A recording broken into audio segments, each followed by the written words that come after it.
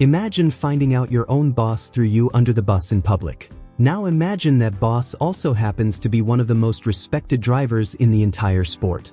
That is the exact storm Bubba Wallace is standing in right now, and by the time this is over, you will understand why grown men in fire suits are calling this one of the messiest weekends NASCAR has seen all year. A wrecked race car, a stolen finish, a pit road confrontation, and a team owner who picked a side that was not his own driver. Stay with me because the deeper you go into this story, the stranger it gets. Let's rewind to the start of one of the strangest race weekends of the 2026 Cup Series season. The Quaker State 400 at Atlanta's EchoPark Speedway was supposed to wrap up on Sunday night like any normal race. Instead, storms rolled in. Lightning delays, a red flag that froze the event for more than 3 hours, and a finish that did not happen until nearly 2 o'clock Monday morning. Everyone was exhausted, nerves were thin, and for Bubba Wallace, the pressure was real. He came into the weekend sitting 12th in points, 83 points above the playoff cutoff. Comfortable but not safe. Every single point mattered with only a few regular season races left before the postseason began. There was also an unwritten rule hanging over the whole night, the kind that never appears in any official rulebook but still runs the garage like law. Manufacturer teammates are supposed to look out for each other. Toyota drivers are expected to work together, protect each other's track position, and race as a unit at a superspeedway. Remember that idea, because by the end of this story it will be lying in pieces on pit road. The first flashpoint came at the end of stage 2. As the field raced toward the stage-ending green-white checkered, Wallace was running 6th with real stage points on the line. Behind him, Ty Gibbs and the number 54 Joe Gibbs Racing Toyota came charging with a massive run.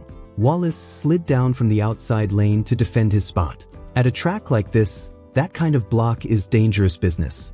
The closing speed was enormous, and a driver with that much momentum cannot simply vanish. Gibbs had nowhere left to go. He hit Wallace square in the back bumper, and the number 23 car spun off into the infield grass. Just like that, a strong stage finish disappeared. Hold on to that moment, because it is about to come back in a much bigger way than anyone expected. Wallace clawed his way back through the field. He led 11 laps that night and spent most of the race running with the leaders, proving his car genuinely had winning speed. Then came the white flag lap, and everything fell apart. Wallace was running 3rd behind Carson Hocevar and Ryan Blaney. Heading into turn 1, he shoved Blaney into the lead. As Blaney's car swung high on Hocevar, Wallace started low down the backstretch, going 3 wide for the win. In doing that, he dipped below the yellow line and stayed there alongside Hocevar and Blaney all the way through turns 3 and 4. A late push from Christopher Bell carried Blaney to the win, giving Ford its 2nd win of the regular season. Wallace crossed the line believing he had locked up 2nd place, a result that would have been a serious boost to his playoff position. That feeling lasted about 30 seconds. NASCAR officials reviewed the tape and ruled that Wallace had gone below the double yellow line to advance his position, a violation of Rule 8.7.2a. The penalty was brutal. He dropped all the way from 2nd to 29th, the very last car on the lead lap. 27 championship points wiped out in a single decision, right around 2 in the morning. Wallace did not take it quietly. He and his team marched straight to the NASCAR hauler for a 31-minute meeting with officials, armed with telemetry data. His entire defense rested on one word in the rulebook: advance.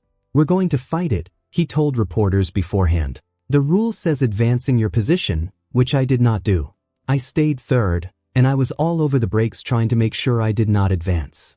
As soon as I turned, I thought, I'm going to wreck. I got on the brakes, kept it underneath me, and still ended up side by side." He went further, insisting the move actually hurt his chances rather than helped them. "That move should have propelled us to the lead, and it didn't, because I knew it was wrong. My car did not like that move. I stayed 3rd from the entry to turn 3 all the way until 50 yards from the line.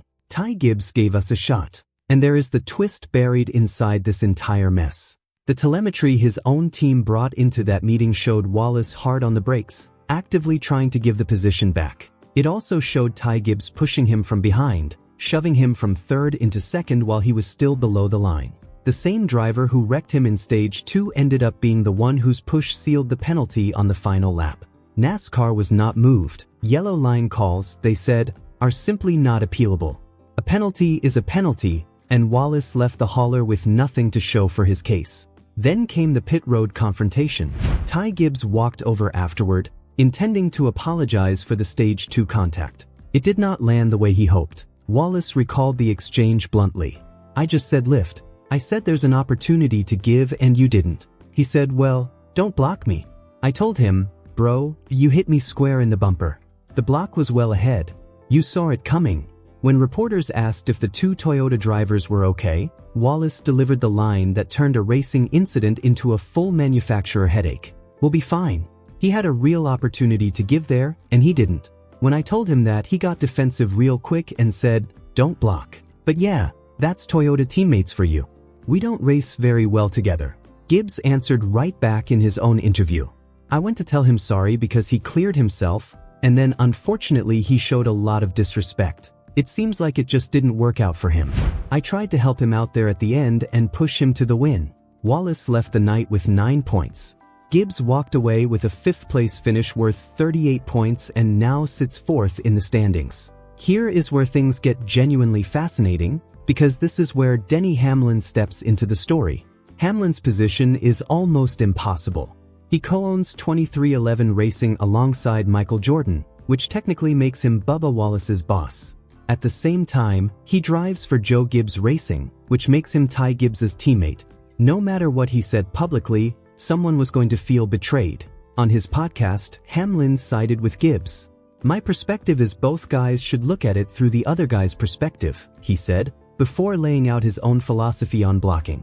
"Generally speaking, a block is fine. It can be as late as it needs to be, as long as you're clear. You can make the block as late as you want as long as it doesn't force the person with the run to check up." But he drew a hard line at speed differences that are simply too extreme. The blocks that are really tough are the ones where they're coming 10 miles an hour faster. Sure, you're clear to pull up, but that doesn't mean you have to. He even brought up Brad Keselowski's famous stance from years earlier, agreeing that asking a competitor to risk his own safety just to protect your position is too much to ask of anyone. Then he pointed that exact standard directly at his own driver. I think this was one of those situations where it was a tough ask, asking the 54 car to check up that much. There was just too big a speed difference. I understand why the 23 did it, because he didn't want to lose that spot with the stage ending, but that's really putting your competitor in a tough position. I don't think that's a reasonable ask of anyone. If Ty gets on the brakes there, he's putting himself in danger to help you, and I don't think anybody signs up for that. Here's the detail most coverage completely missed. Hamlin was not just going after Bubba Wallace. He also called out his other 23XI driver, Tyler Reddick, for throwing similar blocks in the same race. "I was a little upset with the 45 as well," he admitted, criticizing any block that leaves a trailing competitor with no real options. That consistency actually matters here. This was not Hamlin picking a favorite. This was Hamlin applying one standard to both of his own cars, regardless of who it benefited. And when it came to the final lap penalty itself, Hamlin actually defended Wallace's decision to go for it. It was the only shot he had at winning, to get 3 wide and hopefully get a push.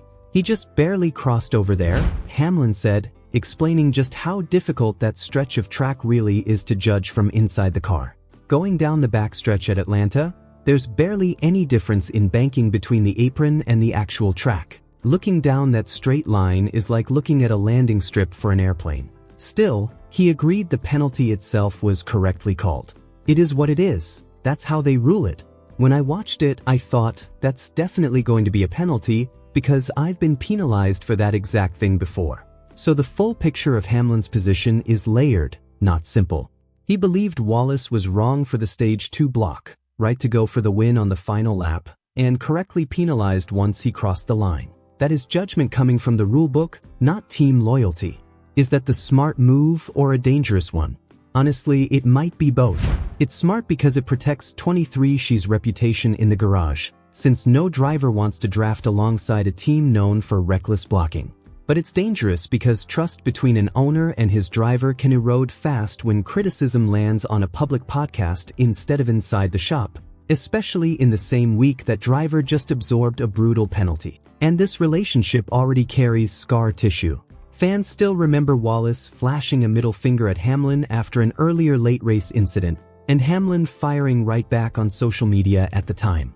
Add in earlier friction with Christopher Bell, and a clear pattern starts to form between Wallace and his fellow Toyota drivers. Now let's talk about the numbers, because this is where it really stings. That final lap penalty cost Wallace 27 points outright, and because 27 other drivers each gained a position behind him, he effectively lost 28 points to the field in one night. He dropped 22 points relative to the playoff cutoff. He fell from 12th to 13th in the standings, and his potential playoff bonus shrank from 20 points down to 15, while William Byron leapfrogged him in the process. Wallace now sits just 55 points above the cutoff line, with a cluster of drivers stacked right behind him ready to close that gap. He has finished outside the top 20 in 6 of his last 9 races. In his own words, "Everyone behind us in points is like, oh, 23. They see that and they're licking their chops. With the position we're in, we're not safe." The next test comes almost immediately, with drafting tracks still looming later on the schedule, places where Wallace and Gibbs will have no choice but to work together again whether they like it or not. So here's the real question worth sitting with. Was Denny Hamlin right to call out his own driver in public, or should a team owner always back his driver no matter what? This Toyota storyline is far from finished, and it might get messier before it gets better. Thank you so much for watching, and for sticking with the whole story until the very end.